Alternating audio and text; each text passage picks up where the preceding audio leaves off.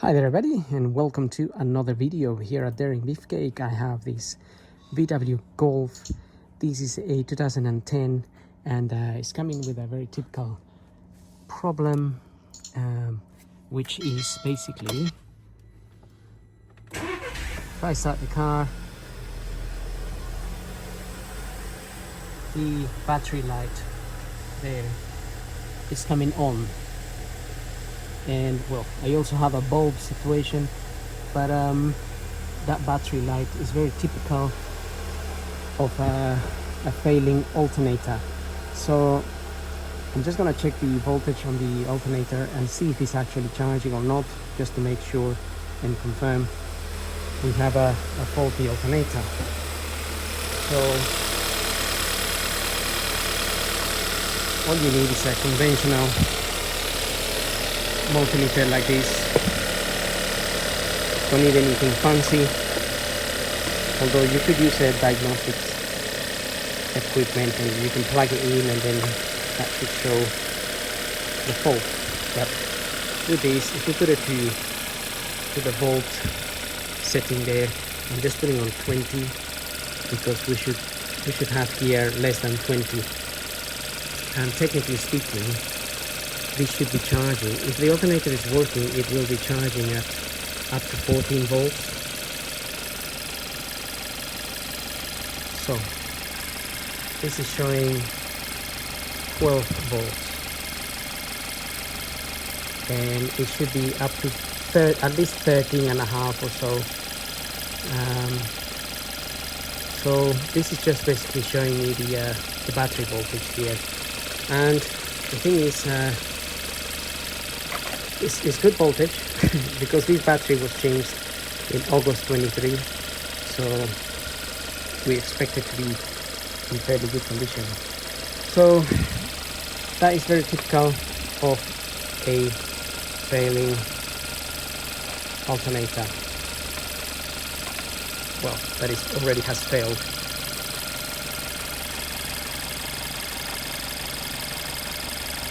So what I'm going to do now is stop the car so it doesn't get any hotter. So I don't want to work with a hot engine, because the alternator is sitting on this end here, and it most likely is going to have to come out down because I don't see a way up here. And for that we need to remove the V-belt, which is just sitting on the left. Remove the V-belt, and then we'll have to take the bolts for the alternator out.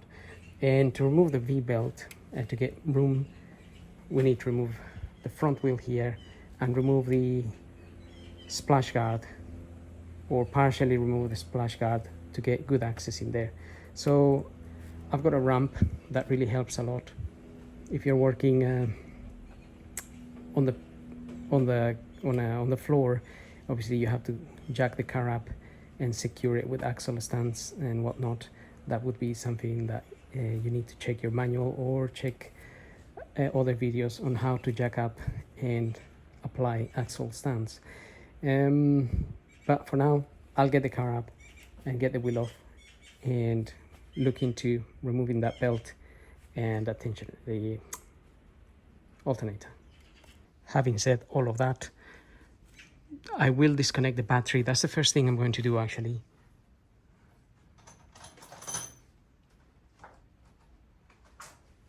Because once I get the car up, obviously I can't reach, which means then I have to lower the car. So let's just remove, I've got the, hang on, this is the positive. I'll just remove the negative terminal here.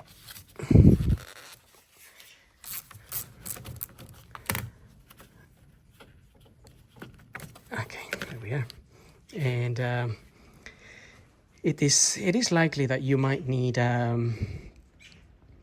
diagnostics sort of equipment as an OBD machine, something like this. But this is a little bit more advanced and complicated, but a basic one would help you, because sometimes when you remove the battery terminal, basically some faults are created in the car because the ECU can't communicate with certain, obviously with parts of the car, with the ABS, with this, with that, Usually you might not actually see any faults coming up. They just get recorded on the ECU, but we'll go through that process and see if anything comes up or not.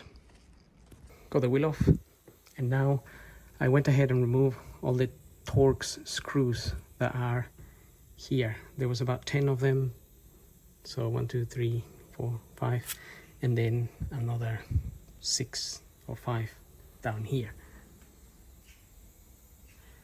And then we should be able to, I think there might be one more actually. So Torx T25. There we are.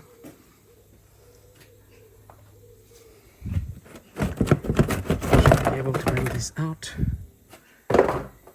And now we have nice access to the tensioner, so we can release that tension and remove this belt. And then our alternator is sitting just up there. May have to remove that tensioner for access, but we'll have a look in a minute. Okay, so I've got my ratchet here with a 16mm socket, and I've got this pin. This is like a 5mm pin. You can get a drill bit that is about that size, and we're gonna get our ratchet on that tensioner and then sort of go in an anti-clockwise way, and then you will see this hole here lines up with another inside there, and if you put your little pin, that's going to hold that tensioner in place. I never really trust these things anyway, but if you're gonna remove the belt, then just do it, pull it out like this. Don't put your fingers in between wheels in case anything happens. If this pin comes out, then tension comes out or gets released, and then your finger gets trapped. So now you can remove the belt. I actually made a drawing of how the belt goes, by the way. That way I don't forget. It's an idea. So that's my drawing there. Water pump, idler, alternator, AC, crankshaft, and tensioner. I'm not the best drawer in the world, so anything will do as long as I don't forget how that goes back, or it takes a while to figure out how it goes back. Right, so now with that off, we can concentrate on the alternator. Right, there appears to be 2 bolts holding the alternator in place, and there's just one here behind this, the tensioner. Well, you get access to it, and another one at the top. But I'm just going to remove this idler wheel here so I can have a slightly better access as well. And there is a 16mm in the center of that pulley. So I just got my 2 spanners there so I can help myself crack that open. It shouldn't be, hopefully, too hard. And then we can get that idler pulley out. Okay.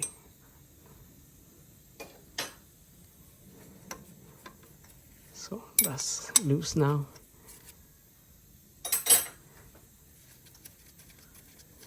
Get that idler out.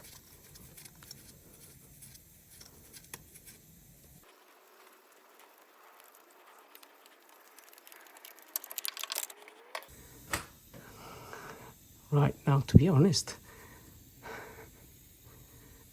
I don't think the alternator will swing from here either, so might have to drop the AC here, to be honest. Might have to drop it down a bit. So I'm going to investigate that. So I'm just going to go and take this other cover out, It's just another few screws, torque screws on the other side, and I can have a better look from underneath there. Okay, so I will be dropping this AC a little bit, and this AC is got three 13mm bolts, so that's a 13mm bolt there, and then there's another one just up there which is sort of halfway out,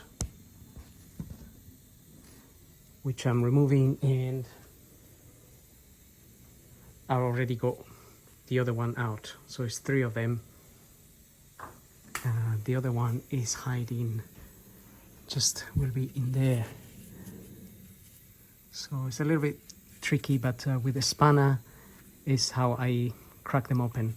This one I use a ratchet, but these other two I had to use a spanner, and now I'm just in the process of taking this one out.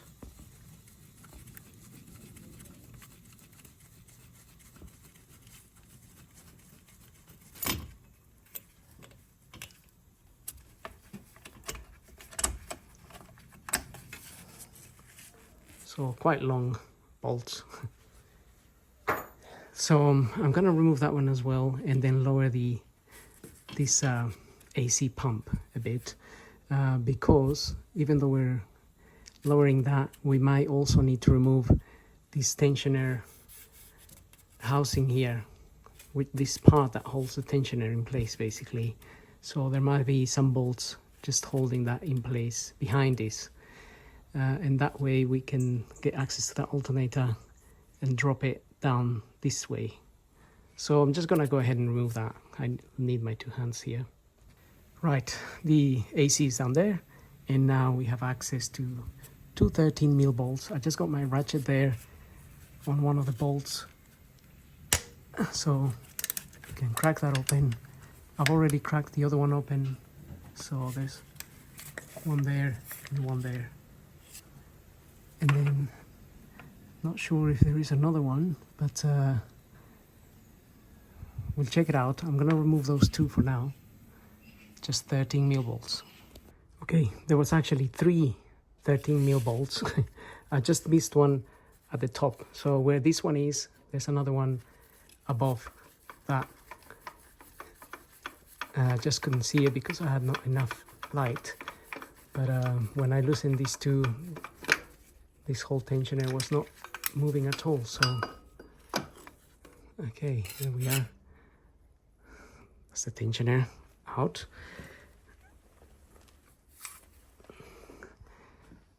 And there is our alternator. Now we have a 13mm bolt there and another one at the top, just there. And obviously we're going to need to disconnect the wiring from behind here of the alternator. So I'll have a look at that now as well. Right, there is three things we need to do from behind of the alternator. One is disconnect the wiring plug. So that connection basically just here. So if you get a hook like this, you can just sort of pull that clip back a little bit, and that's going to sort of release the clip, and then you should be able to pull this plug out like that sort of thing. And then we have a 13mm nut. We need to release that one there. I already actually released it, so you can obviously this is our AC here. I'm just moving it back a bit so I can get my hand or the ratchet up there, and I've already done that, and I've already managed to loosen that. And the other thing you're gonna need to do is this. It's a bit difficult to see, hang on. This cable here is just is bolted onto the alternator. So if I can go this way maybe. Right, so this here is the alternator, and this cable here is sort of bolted onto here, which is then connected to the alternator. So behind these there is an 8mm nut that you can take out and then release that. And in fact, I've already loosened that nut. And actually, one more thing before I forget, the 13mm bolt that's on the other side has a little cover like this. So just in case you can't find the bolt, it's because it's hiding behind this little cover that just pops out. So now I've got my little 8mm behind here.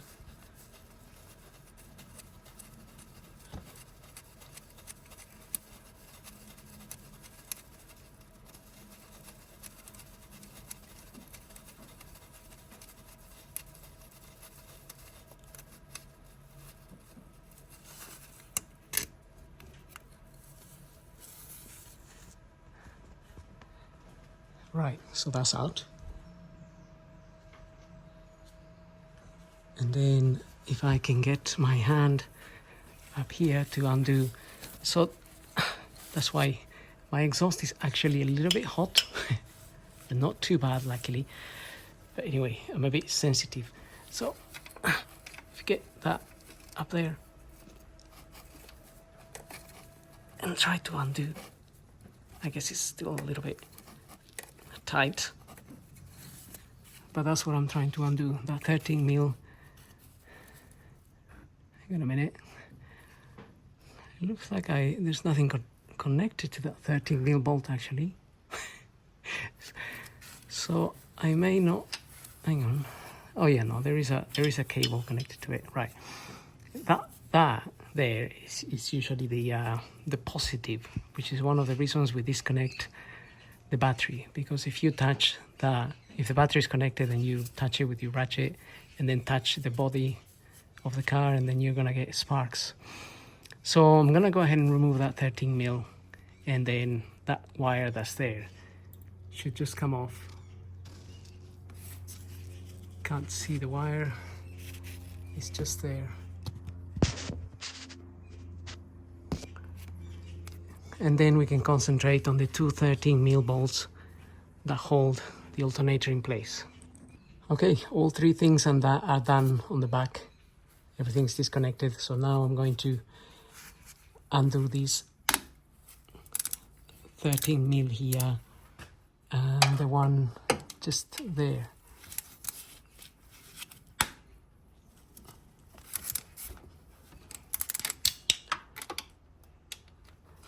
And with these two off, technically, this alternator should come out. So I'm just gonna take those two out. It may be a bit of a wiggle to get it out, but it is what it is. Okay, I've loosened the two bolts. You can see one there, the other one up here. You can take them out. There's just enough room to get them out. And as you may have noticed, that hasn't moved, but we're gonna need to wiggle that out of there. Okay, let's try and get this out.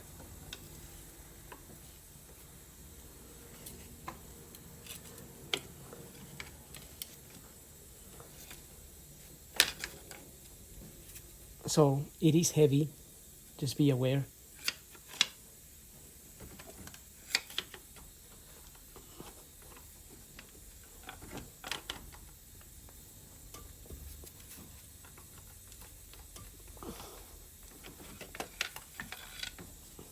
But there it is.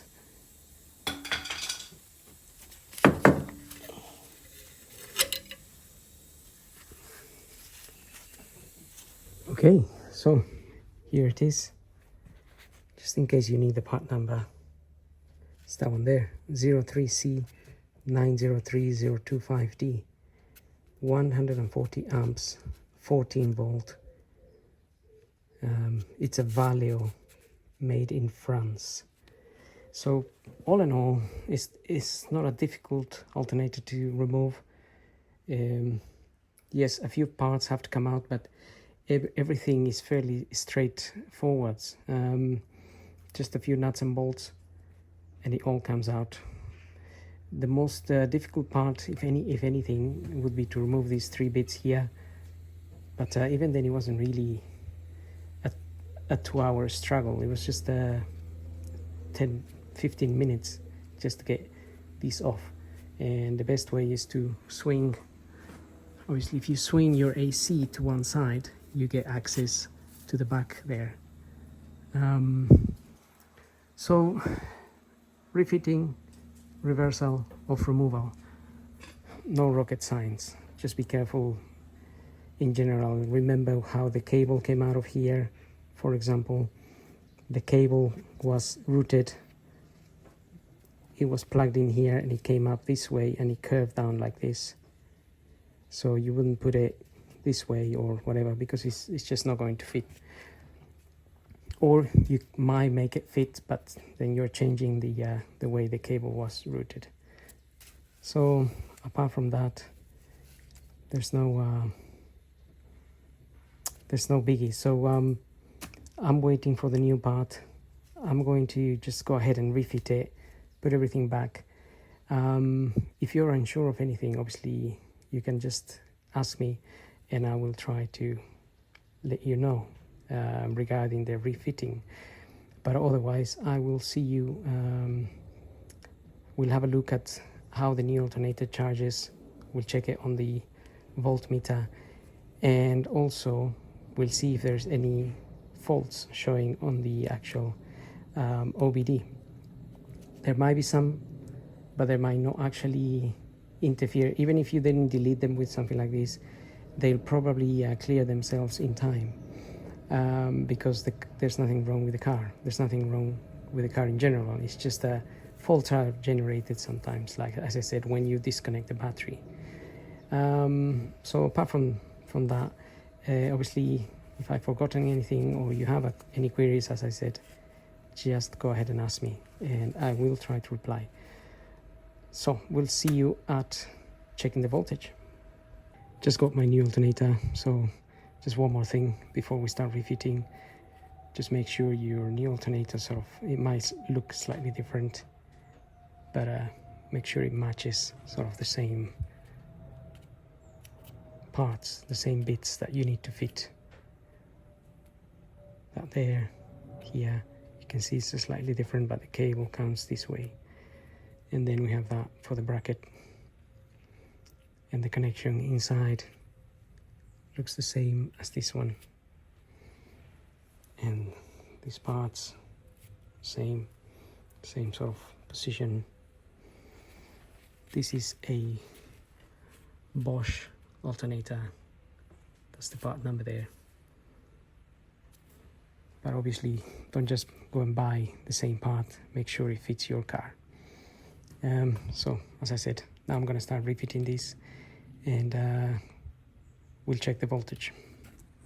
Just a tip here: when you fit your new alternator, when you are actually fitting it on the mount where the bolts go through, you will feel that it feels everything loose. Unlike when you remove this one, it's hard to remove it. As you saw it, we used a crowbar to get it out. And the reason for that is that on the new alternator, these bits here where the bolts screw into, they're actually, so this is going to be back. So that bit that you see there is not, you're not gonna see it, is going to be back into here. So it's like it's pressed into there. And when you start tightening the bolt, this part is going to slide that way. And as it slides out, it secures the alternator. Same on the other side. So just a tip there. So remember, this bit is going to be that way. It's going to be sort of flush with this. That's why this feels loose. So when you're tightening the bolts, you're going to have to tighten them for a little while until that comes out. Same on the other side. And the other thing is regarding you really need to be careful when tightening the bolts for the tensioner mount, and also the bolts that hold the AC compressor. They're very easy to damage, so I would suggest you check torque settings. For those, it's very easy to find torque settings. Even torque settings for this you can find. Just type VW Golf alternator bolts torque setting and then have a look on Google. Again, for the tensioner mounting bolts you can find the torque setting, and for the AC compressor torque setting for the bolts, mounting bolts. And then obviously if it's the first time you're doing it, you better be very careful with bolts and things. If you damage one of those, then you have to remove the whole thing and start drilling and whatnot. It just depends on what kind of damage it's created. So that's just a tip. Obviously I'm doing these things quite regularly and I know more or less how much force to apply. Even then, sometimes I can make mistakes and break the bolts and whatnot, so which is why we do everything we do. Whatever we do is at our own risk, even for me obviously. So it's up to me whether I look for torque settings or not, but it's good practice to do so. I just haven't got the time right now to do that and to search for the settings to show you in the video, but easy information to find on the internet. It's all over the place. So I've got everything back on now. This is on. I'm just gonna fit the wheel and start the car and check the voltage. Time to reconnect the battery.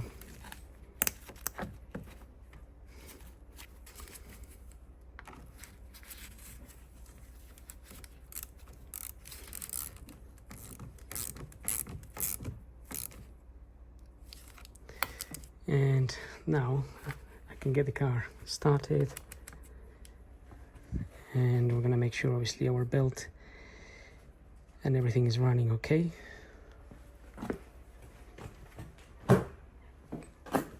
And obviously hopefully we don't get any red battery lights in here.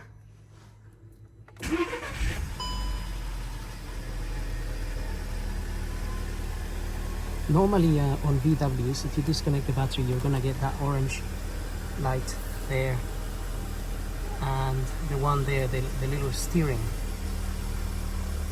But as soon as you drive a little bit, those two will disappear.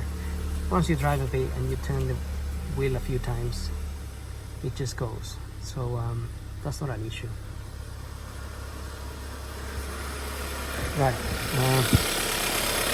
As you can see, the battery lights did not come on, which is good news. So it looks like we're going to have a successful outcome here.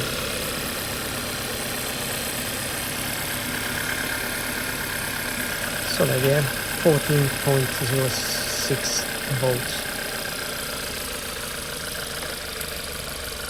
and that's it. So now I'm gonna try to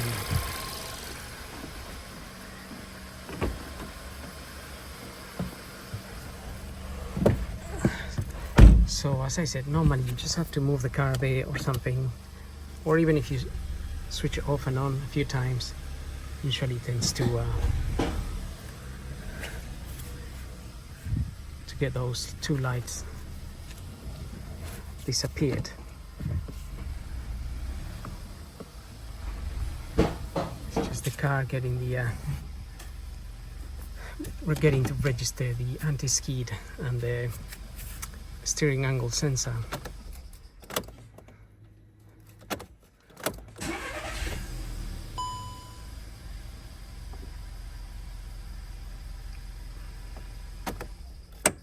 Try again. Right, usually a little drive does the job. Oh, there we are. They're gone. And that one that keeps coming up, I think is the front bulbs are actually working, but they are on their way out. So I think the car is detecting that the little filaments are so thin now, about to break. It keeps generating this faulty ball thing, but I'm gonna have to give a go at that, changing those as well. Maybe that'll be for the next video. But as you can see, no faults come on the dash at all. However, as soon as I'm gonna have to check it with my machine anyway, but I'm sure there will be some faults in there. Well, let's have a look. Okay, so just checking these diagnostics and fault codes. You'll be happy to see that there isn't any that are left here that relate to the alternator as such. The only ones I have here is that one there that says something to do with the antenna on the radio, and these other 4 here showing me the left tail lamp, left backup light bulb. So maybe that's why I'm getting that warning lamp in the car. Apart from that, I have activation for tank flap and load management intervention. These things wouldn't come up. These things have been on this car for a while, but there's nothing else here to clear. So in any case, that shows that you're not really going to need an OBD if you change your alternator. You can just disconnect the battery and change it, and it's not going to generate any faults, which is great news. So having said that, don't forget to like and subscribe, and we'll see you on the next video. So thank you for watching.